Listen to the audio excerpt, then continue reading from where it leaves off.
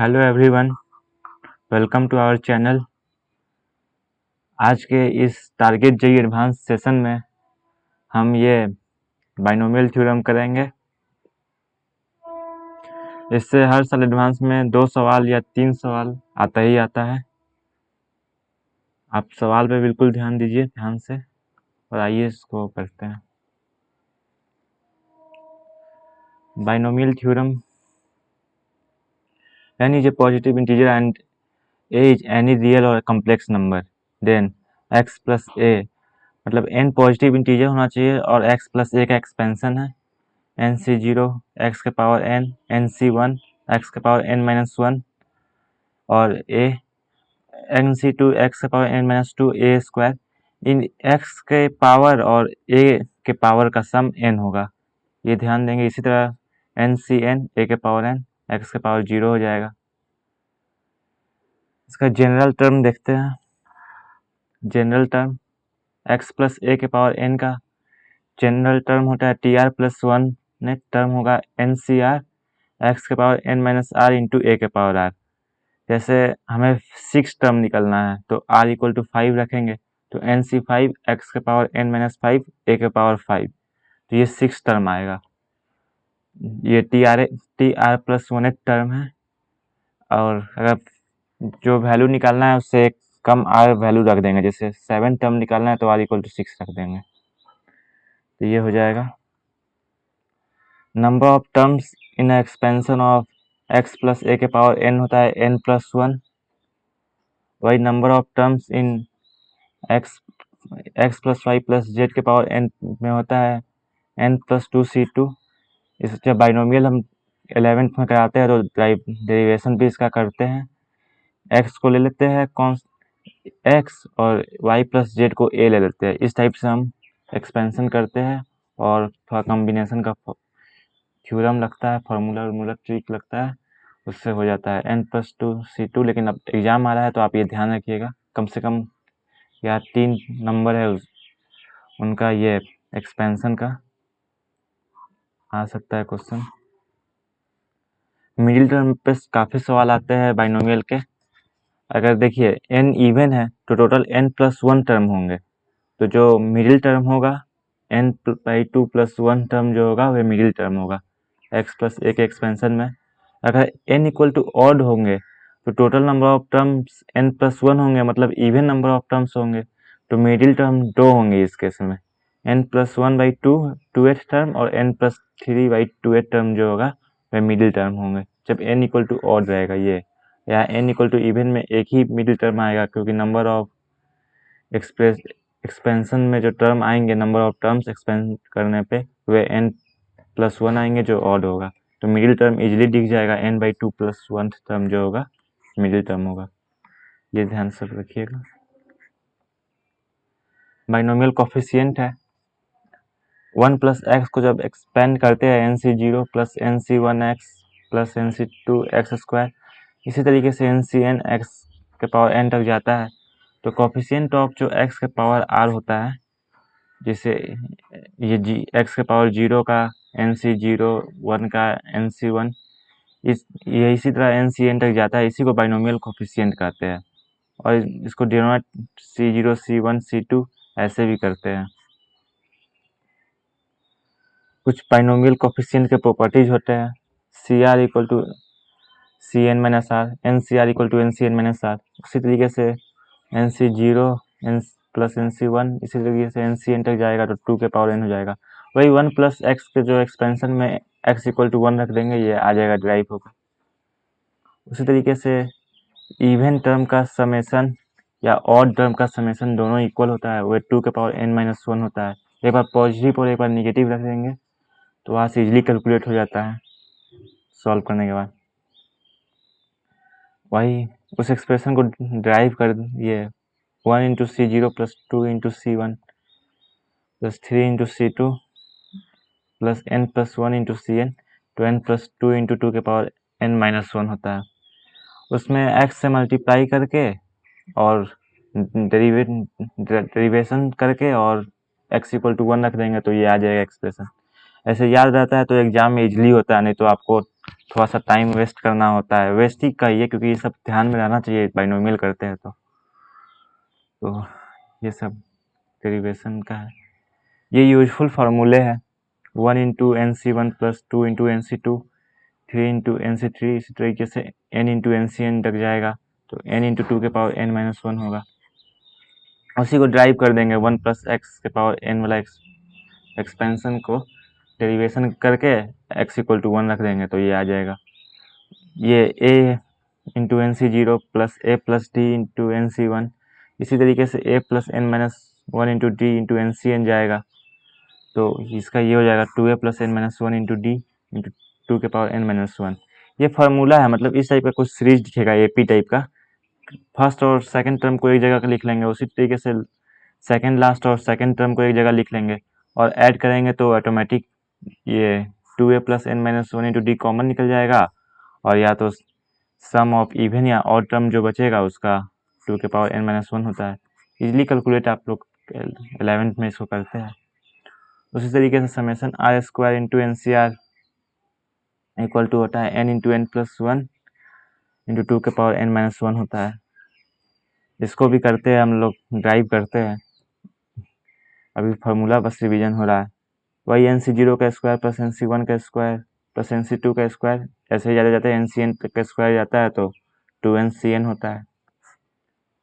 और greatest term हम लोग निकालते हैं बाइनोमियल में T R plus one upon T R greater N one equal to करके निकालते हैं तो greater N equal to one तो उसमें आता है कॉफी, तो ये इस टाइप का कुछ आता है p equal to N plus one into modulus of X upon one plus modulus of X. तो इसमें p या तो इंटीजर भी हो सकता है, नहीं भी इंटीजर हो सकता है। अगर p इंटीजर होगा तो pth और p प्लस वन टर्म जो p आएगा वैल्यू, वे जो टर्म होगा दोनों बराबर होगा। और 1 प्लस एक्स एक्सपेंशन में ये देखिएगा ए प्लस एक्स नहीं है, 1 प्लस एक्स है। और जो न्यूमेरिकली ग्रेटेस्ट टर्म होगा वे दोनों होगा p8 और p प्लस वन टर्म दोनों होगा। अगर p इंटीजर आ गया तो उसका मतलब ये p इंटीजर आ गया उस केस में। अगर p इंटीजर नहीं आया तो हम p का इंटीग्रल पार्ट लेंगे और उसका अगला टर्म जो होगा p integral of p plus one term जो होगा वह ग्रेटेस्ट टर्म होगा। तो ये ड्राइव करते हैं, एक बार आप कर लीजिएगा ये फॉर्मूला लगा के n C R plus one upon n सी आर ग्रेटर देन वन। ये greatest value of n C r middle में ही होता है, greatest value of n C r मिलता है N C r n C N minus two जो half होगा। अगर एन इवन है तो जो आधा वाला जो वैल्यू होगा एन सी, जैसे 10 सी आर का मैक्सिमम कहाँ एग्जिस्ट करेगा, तब एन आर इक्वल टू 5 भी एग्जिस्ट करेगा n बाई टू पे। अगर n ऑड होगा तो n minus one upon two या n plus one upon two दो टर्म होंगे, ग्रेटेस्ट जो मिडिल में आएंगे तो या दोनों इक्वल होंगे n minus one by two N plus one by two. और ये रेशनल इंडेक्स है का ये एक्सपेंशन है, जैसे रेशनल नंबर है मतलब निगेटिव भी हो सकता है, फ्रैक्शन भी हो सकता है, और x जो हो -1 से 1 में बिलोंग करता हो तो उसके लिए एक्सपेंशन है 1 plus n by one factorial X plus n into N minus one by two factorial into X square. इसी तरीके से फॉर्मूला चलता है n into N minus one into N minus two point three factorial into X cube. इस तरीके से infinity तक जाता है। जनरल टर्म वही हुआ, n लेते हैं उसका 1 सब्ट्रैक्ट करते हैं, 2 सब्ट्रैक्ट करते हैं और जो आर टर्म निकालते हैं r फैक्टोरियल तक। इसी तरीके से जाता है n minus R plus one और x के पावर r का जो ये कोफिशिएंट बनता है। तो आइए आज के सवाल से शुरू करते हैं। सवाल के थ्रू काफ़ी कंसेप्ट, ये तो बेसिक है, हाईलाइट था, और भी कंसेप्ट होते हैं, ये बस बेसिक हम ये इनसाइड एक दिखा दिया कि ये बाइनोमियल में होता है। सवाल की मदद से ज़्यादा कंसेप्ट सीखेंगे। सवाल ही से तो कंसेप्ट क्लियर होता है, डेफिनेशन पढ़ने के बाद सवाल। तो आप इस सवाल को अच्छे से पढ़ के ट्राई कीजिए और उसका सॉल्यूशन देखते हैं। 1 प्लस एक्स के पावर n का एक्सपेंशन है c0 plus C one X plus C two X square, इसी सी एन एक्स के पावर n तक जाएगा। तो find the sum of the expressions, ये सी आई माइनस सी जे का होल स्क्वायर, इससे रिप्रेजेंट हो रहा है समेसन आई आई जो हो 0 से और जे जो हो आई से ज़्यादा हो, जे जो हो एन तक जाए, मतलब आई इक्वल टू जे ना हो, ये ध्यान देखिएगा। समेसन सी आई माइनस सी जे का होल स्क्वायर। तो इसको क्वेश्चन को कीजिए, ये सॉल्व करते हैं।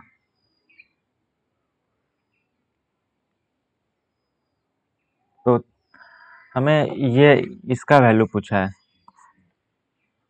अगर ये i equal to j i greater and j equal to रहता तो हम इजीली सॉल्व कर लेते। जैसे इस तरीके का एक्सप्रेशन मान लेते हैं S1।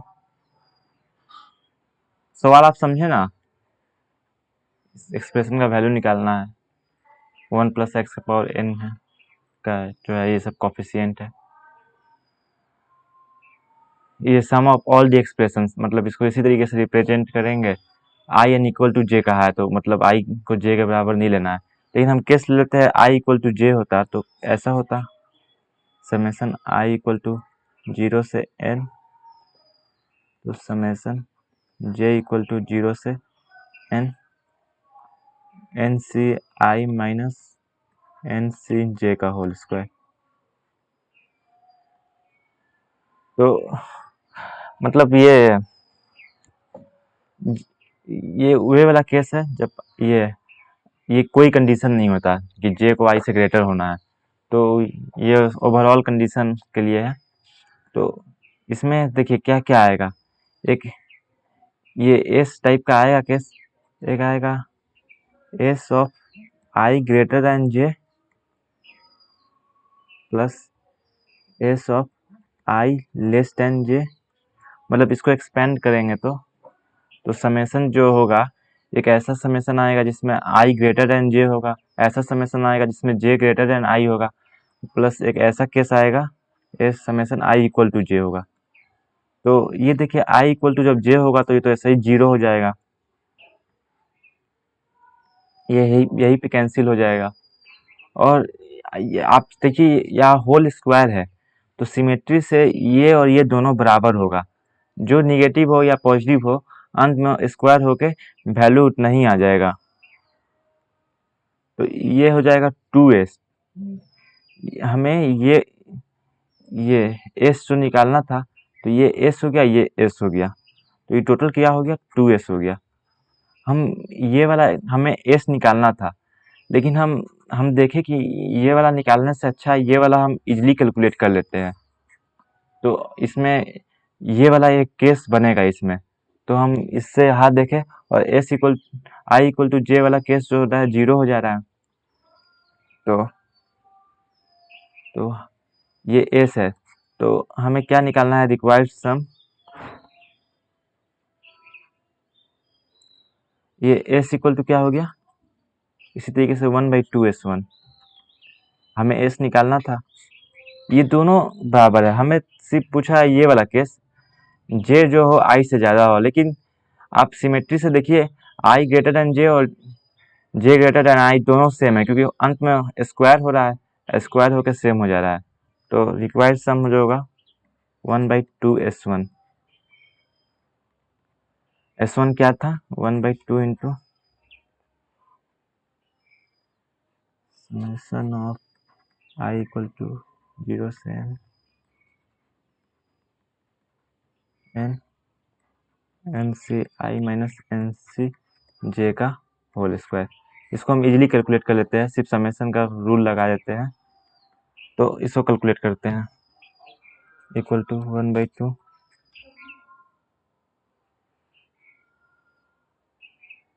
समेशन इक्वल टू 0 से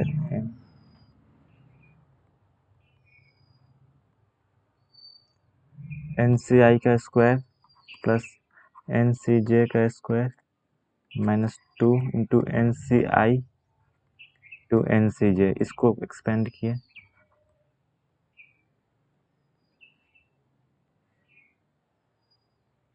और डबल समेशन का प्रॉब्लम तो करते ही है हम लोग, सीक्वेंस सीरीज में सीखते हैं। पहले एक बार जे2n का ले लेंगे, फिर i2n का ले लेंगे। तो देखिए ये वाला समेशन पहले लगाए, तो 1/2 इंटू एन सी आई का स्क्वायर है, यहाँ जे टू एन है, तो ये देखिएगा ये वाला तो इसी तरह लिख लिए, पहले जे वाला लगाए तो ये क्या हो गया 2 NCN, J equal to zero से है। ये भी ध्यान दीजिएगा कहाँ से जा रहा है, जीरो से एन तक क्या हो जाएगा, ये मतलब जीरो से एन तक यहाँ आई है तो ये n+1 टर्म होंगे जीरो से एन तक का, तो n+1 इंटू NCI का स्क्वायर।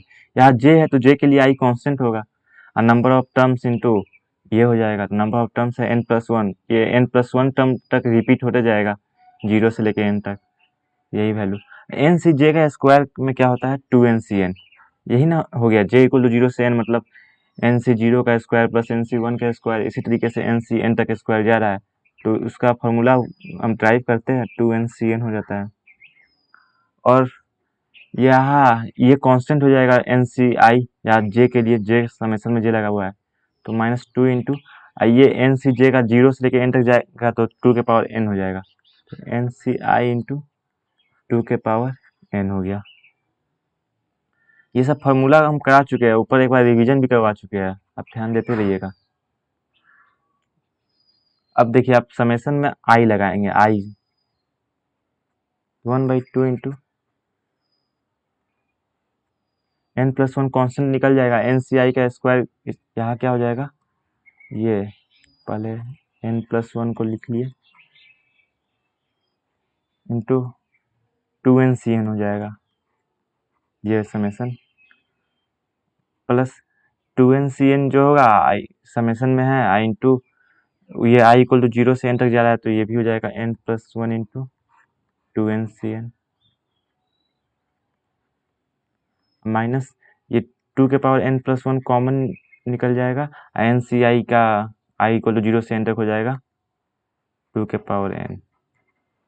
ये वाला फार्मूला एक बार फिर बता देते हैं, ऊपर बताए थे, summation of I equal to zero से n तक जाता है, NCI इक्वल टू होता है 2 के पावर n, और summation of I equal to zero से n तक जाएगा, NCI का स्क्वायर इक्वल टू होगा 2NCN। ये फार्मूला ऊपर ऐसे बताए थे, एक बार रिविजन करवाए थे लेकिन फिर बता दिए, तो ध्यान में होना चाहिए फार्मूला। तो ये 2 के पावर कितना, यहाँ से 2 से 2 सब में कैंसिल किए तो क्या हो गया, ये डबल है तो n+1 इंटू 2NCN आ गया, 2 टाइम्स ऑफ था, हाफ से हाफ कैंसिल हो गया, और यहाँ हाफ से कैंसिल किए तो -2 के पावर 2n या 2 के पावर 2n+1 हुआ, हाफ से डिवाइड किया 2 के पावर 2n आ गया, तो इसका आंसर क्या आ गया, ये भी आंसर लिख सकते हैं, या n+1 इंटू 2NCN -4 के पावर n, सिर्फ n में लिखना हो तो, या 2 के पावर 2n है, तो ये आंसर हो गया इसका फाइनल, ये आंसर हो गया। काफ़ी अच्छा सवाल था, यही लॉजिक लगाना था कि हम ये वाला समेशन तो खूब करते हैं सीरीज सीक्वेंस सीरीज में, तो ये समेशन हम इजीली निकाल सकते हैं, और ये कंडीशन दिया हुआ था तो ये इसके एक पार्ट में आ रहा है, एक पार्ट में आ रहा है, और आई इक्वल टू जे के लिए ये वाला केस जीरो हो जा रहा है, तो इजीली हम सॉल्व कर लिए। ये सवाल आपको अच्छे से समझ में आया होगा। चलिए नेक्स्ट सवाल पे चलते हैं। इस सवाल को कीजिए, find the integer just greater than 3 plus √5 के पावर 5।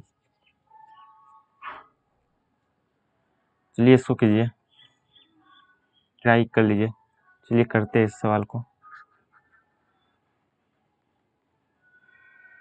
3 प्लस √5 के पावर 5 का इंटीग्रल पार्ट निकालना है, तो ये देख लीजिए, इस टाइप के सवाल को एक्सपेंशन से करते हैं। जैसे 3 माइनस √5 जो होगा, इसका वैल्यू कहाँ से कहाँ तक लाई करेगा, इसका वैल्यू कहीं 0 से 1 के बीच में लाई करेगा। ध्यान से देखिए, √4 होता तो 1 होता वैल्यू, और √5 है तो उसका ही यूज करते हैं इस केस में। बाइनोमियल में पढ़ाते हैं बात, थ्योरी में कुछ फ्रैक्शनल पार्ट इंटीग्रल पार्ट का भी सॉल्व करते हैं इससे, तो इसको सॉल्व करते हैं। 3 प्लस √5 के पावर 5 का एक्सपेंड करेंगे तो क्या होगा, 5c0 3 के पावर 5 प्लस 5c1 3 के पावर 4 रूट 5 प्लस 5c2 3 के पावर 3 इंटू रूट 5 का स्क्वायर प्लस 10 इसी तरीके से 5c5 3 के पावर पर 0 हो जाएगा रूट 5 के पावर 5। अब यहाँ तो बहुत इरेशनल टर्म आ रहे हैं, ये रूट के अंदर वाले टर्म, तो हम ये 3 माइनस रूट 5 का भी एक्सपेंशन लिख लेंगे, इसी इरेशनल टर्म कैंसिल हो जाएंगे सब्ट्रैक्ट करेंगे तो इक्वल टू 5c0 इंटू इसका ये हो जाएगा, और ये सेकेंड टर्म में निगेटिव हो जाएगा, जो यहाँ पे r का वैल्यू ऑड होगा तो NC 3 के power 5 into root 5 plus 5c2 3 का क्यूब रूट 5 का स्क्वायर, ऐसे यहाँ माइनस होगा 5c5 r इक्वल टू 5 है, ऑड है 3 के पावर 0 रूट 5 के पावर 5। अब देखिए हम इन दोनों का समेशन करेंगे, ये तो आप थ्योरी में पढ़ते ही है, तो ये जो इरेशनल टर्म होंगे वे कैंसिल हो जाएंगे, तो इरेशनल टर्म कैंसिल हो जाएंगे, ये देखिए ऑड टर्म जो होंगे कैंसिल होंगे, उसी में इरेशनल आएगा, इवेंट में तो ये रूट 5 का स्क्वायर तो 5 हो जाएगा, तो ये 3 प्लस रूट 5 के पावर 5 प्लस 3 माइनस रूट 5 के पावर 5, तो ये टू टाइम्स ऑफ ये जो इवन r का वैल्यू जो इवन होगा उसका समेशन हो जाएगा 5c0 इंटू 3 के पावर 5 प्लस 5c2 वाला हो जाएगा 3 का क्यूब रूट 5 का स्क्वायर प्लस 5 वाला कैंसिल होगा, 4 वाला बचेगा रूट 3 इंटू रूट 5 के पावर 4 इक्वल टू ये इंटीजर आएगा ये वैल्यू, तो मान लेते हैं इसको 2i। अब देखिए 3 प्लस रूट 5 के पावर 5 का ये करना था हमें, तो हम इसको लिख लेते हैं 3 प्लस रूट 5 के power 5 2i minus 3 minus root 5 के पावर 5। अब देखिए ये वैल्यू तो हम पहले ही बताए थे कि 0 से 1 में लाई करेगा, क्योंकि अब इस 0 से 1 में किसी का एक्सपोनेंट भी लेंगे, पावर भी लेंगे 1 से ग्रेटर, तो वह 0 से 1 ही में लाई करता है पॉजिटिव। तो हमें क्या कहा था इसका ये integer part, integer just greater than इससे पूछा था, इसके एक्सपेंशन में जो इंटीजर आएगा तो 2i माइनस ये आएगा। अब देखिए ये तो 1 से हमेशा कम होगा, तो 2i माइनस 1 प्लस 1 से इसको सब्ट्रैक्ट कर दी, क्योंकि माइनस है तो 1 माइनस कुछ करेंगे तो फ्रैक्शनल पार्ट में ये एडजस्ट हो जाएगा 1 माइनस 3 माइनस 5 के पावर 5। तो ये देखिए ये तो फ्रैक्शन है ऑलरेडी, जो 0 से 1 के बीच में लाई करेगा, तो ये निगेटिव था यहाँ पे, तो हम प्लस 1 करके, क्योंकि 1 इससे ग्रेटर ही होगा, तो 1 माइनस दिस तो जो आएगा ये भी फ्रैक्शन आएगा, ये फ्रैक्शन है, और 1 माइनस ये जो होगा फ्रैक्शन होगा, और 2i जो है 2i माइनस 1, 2i इंटीजर है यहाँ ऊपर देखे, और 2i माइनस 1 जो होगा ये इस टर्म का इंटीग्रल पार्ट होगा, क्योंकि ये फ्रैक्शन है, तो ये integral part plus fractional part हो गया, क्योंकि ये निगेटिव था यहाँ माइनस था तो 1 ऐड करके एडजस्ट किए। अब हमें इंटीजर जस्ट ग्रेटर देन ये पूछा है, तो इसका इंटीग्रल पार्ट ये है, तो इसमें 1 ऐड कर देंगे, तो जो आंसर हमारा आएगा जस्ट ग्रेटर देन, मतलब इंटीजर का जो वैल्यू होगा उससे ये सब्ट्रैक्ट हो रहा है, लेकिन ये हम इसका इंटीग्रल पार्ट ये निकाल लिए हैं, तो जो इंटीजर होगा इसका इंटीग्रल पार्ट जो जस्ट ग्रेटर देन होगा इसके लिए वो 2y होगा। रिक्वायर्ड आंसर 2y, क्योंकि हमारे लिए तो ये पूरा है ना, इसका वैल्यू तो ये पूरा है, तो कुछ यहाँ से वैल्यू आएगा और कुछ यहाँ से वैल्यू आएगा, तो हमें इससे जस्ट ग्रेटर देन इंटीजर पूछा है, तो 2y हमको लग रहा है आप समझे होंगे।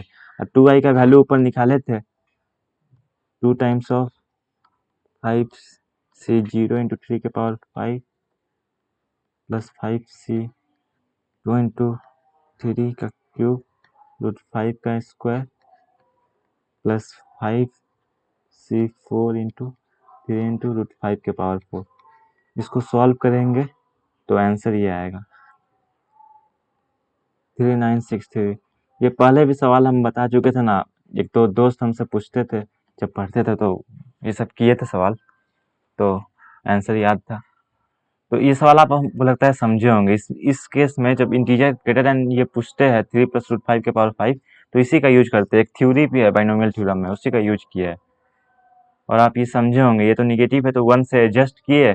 अब हमें इसका ये भी आ रहा है और ये फ्रैक्शन भी आ रहा है, जस्ट इंटीजर ग्रेटर देन पूछा था तो +1 कर देंगे, तो 2y minus 1 integral part +1 2y हो गया, 2y यहाँ से निकाले हुए थे। तो चलिए ये सवाल आपको अच्छे से क्लियर हुआ होगा। अब अगला सवाल करते हैं, आइए।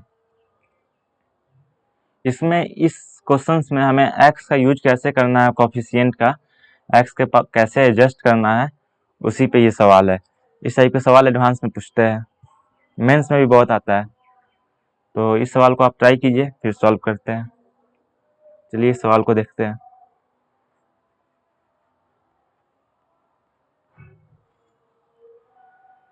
One plus P x plus x square के power n equal to 1 plus a1x plus a2x square, इसी तरीके से a2n x के पावर 2n तक जा रहा है।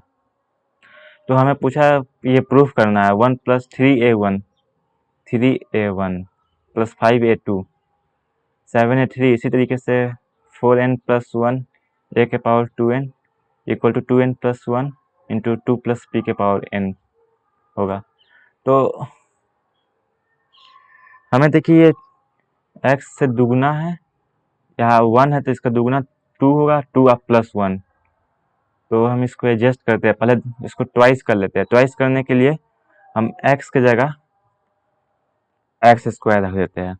एक्स स्क्वायर रखें तो क्या हो जाएगा 1 plus P X square plus x के पावर 4 के पावर n इक्वल टू क्या आ गया 1 plus a1 x square plus a2 X के पावर 4 प्लस इसी तरीके से a2n एक्स के पावर 4n हो गया।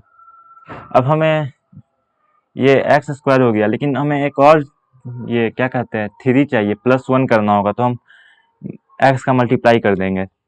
तो एक्स का मल्टीप्लाई किए 1 भी है, डिफ्रेंशिएट करना है, समझ रहे हैं ना ये रूल। तो हम उससे पहले एक्स का जो पावर एक्सपोनेंट है उसको एडजस्ट कर ले, ताकि हम हमारा जो रिक्वायर्ड वैल्यू है वे आ जाए। 1 plus P X square plus x के पावर 4 के power n equal to X plus a1 X cube plus a2 X के पावर 5, इसी तरीके से a2n एक्स के पावर 4n प्लस 1 हो गया। अब डिफ्रेंशिएट करेंगे तो ये क्लियर दिख रहा है यार, 3a1 5a2 4n plus 1 a के पावर 2n होगा। ऐसे बहुत केस बनते हैं, डिफ्रेंशिएट करके आपको एक्सपोनेंट एडजस्ट करना होता है। आप पहले पूछें, देख लेंगे कि रिक्वायर्ड क्या है, रिक्वायर्ड समेशन, उस हिसाब से एक्स के एक्सपोनेंट को एडजस्ट करेंगे वैल्यू कर रखते रखते। डिफ्रेंशिएट इसको किए डी ऑफ डी एक्स के रिस्पेक्ट में, तो ये क्या हो जाएगा 1 plus P X square plus x के पावर 4 इंटू एन हुआ, अब plus X into N into 1 plus P x plus x के पावर 4 पावर n-1 हुआ इंटू या px² है तो 2px प्लस 4x³ हुआ।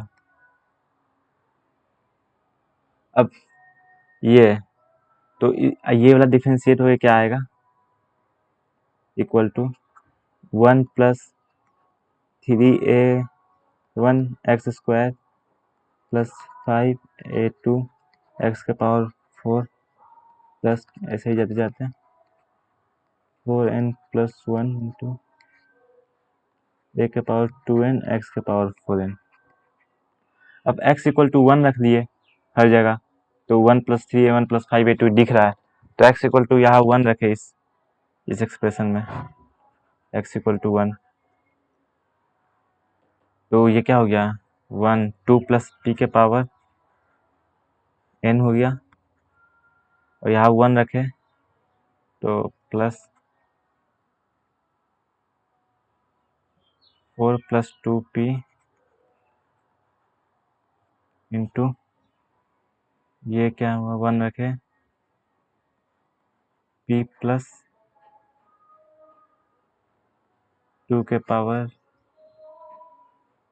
p + 2 के पावर n-1 हुआ, तो p + 2 के पावर n-1 कॉमन लिए, p + 2 के पावर n-1 कॉमन लिए, तो p + 2 + 2 p + 2, देखिए यहाँ से 2 कॉमन दिख रहा है, तो हम p + 2 के पावर n है तो यहाँ n कॉमन निकल जाएगा।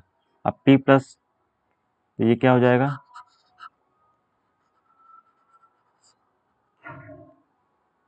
ये 1 हो गया प्लस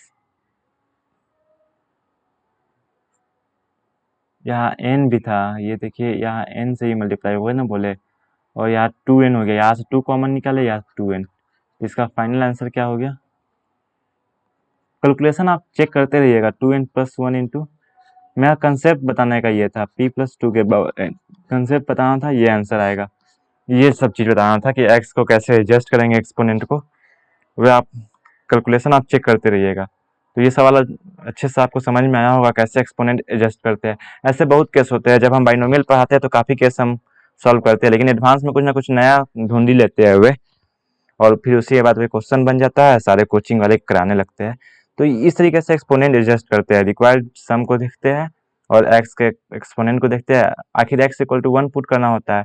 किसी किसी केस में x equal to omega iota ये सब भी होता है, ये सब क्वेश्चन बाइनोमियल में करवाते हैं, तो आप वहाँ से आइडिया ले सकते हैं इस सवाल से। आइए इस सवाल को करते हैं। Let C R denotes N सी आर, ये तो मालूम ही है, तो इसका वैल्यू पूछा है c are plus 4 into c are plus 1 plus 6 into c are plus 2 plus 4 into c are plus 3 plus C R plus 4 upon c are plus 3 c are plus 1 plus 3 c are plus 2 plus C R plus 3। तो इस case में ऊपर वाले को P ले लेते हैं और नीचे वाले को क्यू, दोनों का वैल्यू निकाल के फिर रख के चेक कर लेते हैं। तो p इक्वल टू क्या हो गया, ये सॉल्यूशन है सी आर प्लस, यहाँ से एक सी आर प्लस 1 ले लेते हैं, फॉर्मूला लगता है N C R plus N C R plus 1 तो n+1 सी आर प्लस 1 लगता है। ये 3 सी आर प्लस 1 बचा, 3 कॉमन लिए सी आर प्लस 1, और यहाँ से ले लेते हैं ये C are plus 2 C are plus 2, तो यहाँ से 3 सी आर प्लस 2 ले लिए तो 3 बचा, तो प्लस 3 यहाँ से लगे सी आर प्लस 2, इसमें से 3 सी आर प्लस 3 ले लेते हैं सी आर प्लस 3, और एक सी आर प्लस 3 यहाँ रह गया, तो C are plus 3 plus C R plus 4 हो गया ये। अब इसको सॉल्व किए N C R plus N C R plus 1, तो ये क्या हो गया n+1 सी आर प्लस 1। इसी तरीके से प्लस 3 इंटू यहाँ N C R plus 1 plus N C R plus 2, तो क्या हो गया ये n+1 सी r+2 हो गया, प्लस ये क्या हो गया 3 times of n+1 C r+3 plus n+1 C r+4। ये होता है फॉर्मूला NCr+1, तो इक्वल टू हो जाएगा n+1 सी r+1। ये फॉर्मूला लगाया है, ये तो बाइनोमियल में खूब यूज होता है। तो अब यहाँ इसको पेयर अप करते हैं, यहाँ n+1 सी r+1 और n+1 सी r+2 एक ले लेंगे, n एक बार दिखा देते हैं समझाने के लिए, तो आप एग्जाम में शॉर्टकट भी कर सकते हैं लेकिन थोड़ा ध्यान में रखना पड़ेगा। r+1 प्लस n+1 सी r+2 ये हो गया। अब यहाँ से 2 बचा, plus 2 times of n+1 C r+2 और 2 यहाँ से ले लिए, plus n+1 C r+3 plus एक ये रह गया था, तो n+1 C r+3 plus n+1 C r+4 ये हुआ। ये क्या हो जाएगा n+2 सी r+2 हो गया, plus 2 times of n+2 C r+3 हो गया, प्लस n+1 सी r+4 हो गया। अब एक r+3 इसको दे दिए, एक r+3 इसको दे दिए, तो क्या हो जाएगा n+3 C r+3 plus n plus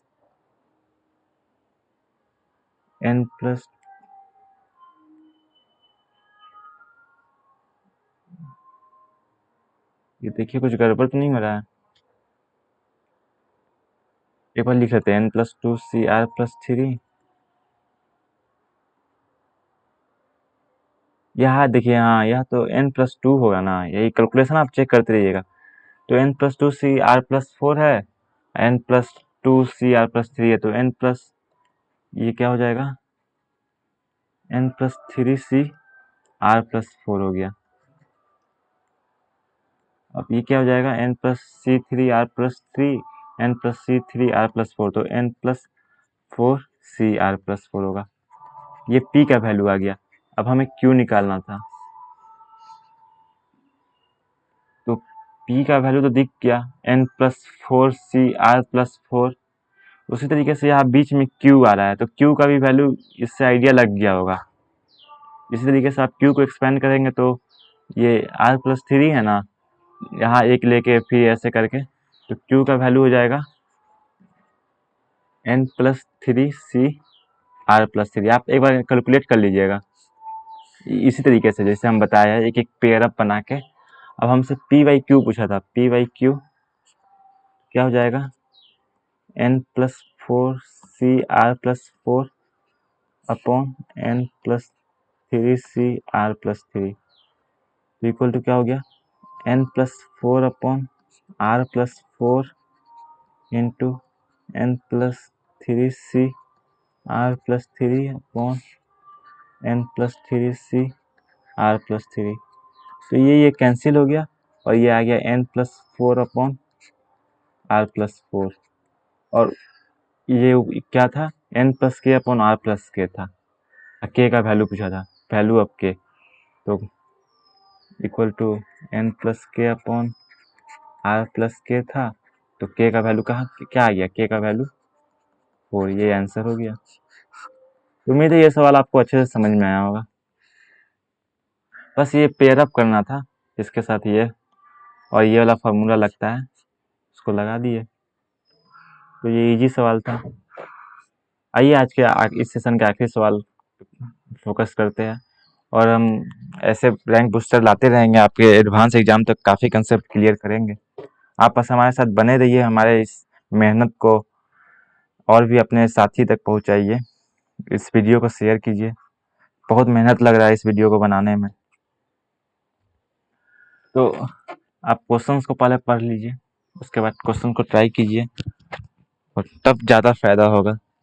उसके बाद आप सॉल्यूशन देखिए, एक बार फिर से कीजिए। ये r इक्वल टू 0 से 10 तक जा रहा है। ए आर, बी आर और सी आर जो है कोफिशियंट है एक्स के पावर आर का, 1 प्लस एक्स के पावर 10 में, 1 प्लस एक्स के पावर 20 और 1 प्लस एक्स के पावर 30 में। तो हमें इस एक्सप्रेशन का वैल्यू बताना है। Summation of r equal to 1 से 10 A R into B 10 B R minus C 10 C R, इसका वैल्यू बताना है। तो इस सवाल को करते हैं। A R B R C R पहले देख ले क्या है। A R B R C R इसमें है, तो यहाँ ए आर होगा कोफिशिएंट ऑफ एक्स के power R in 1 plus x के पावर 10, तो क्या हो जाएगा ये 10 सी आर। बी आर इसी तरीके से हो गया कोफिशिएंट ऑफ एक्स के power R in 1 plus x के पावर 20, ये 20 सी आर हो गया। उसी तरीके से सी आर क्या हो गया, 1 प्लस एक्स का पावर 30 में निकालना था, तो ये 30 सी आर हो गया।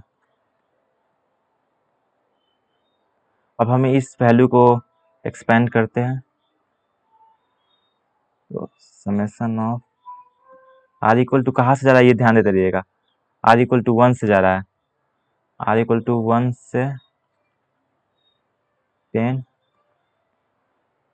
ए R into B 10 to B R minus C 10 into A R.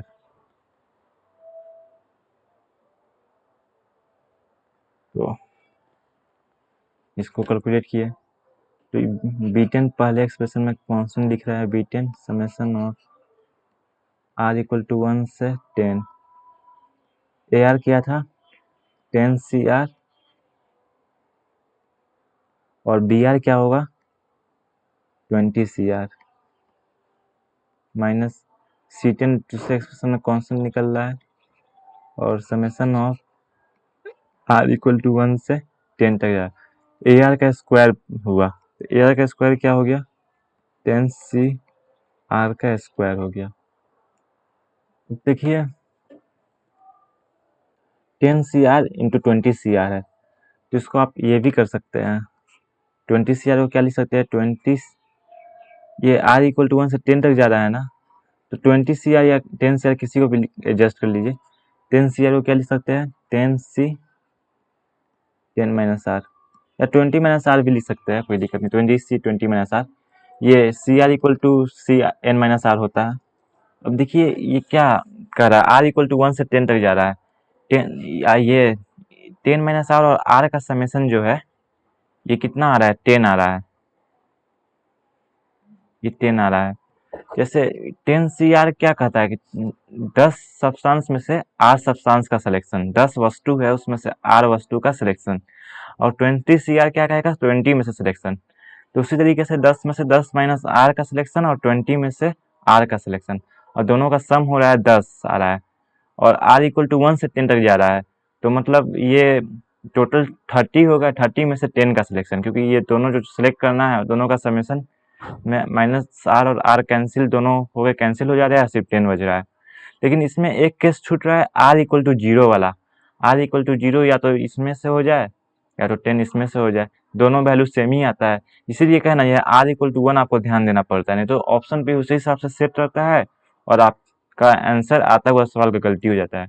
तो ये क्या हो जाएगा बी 10 इंटू ये दोनों का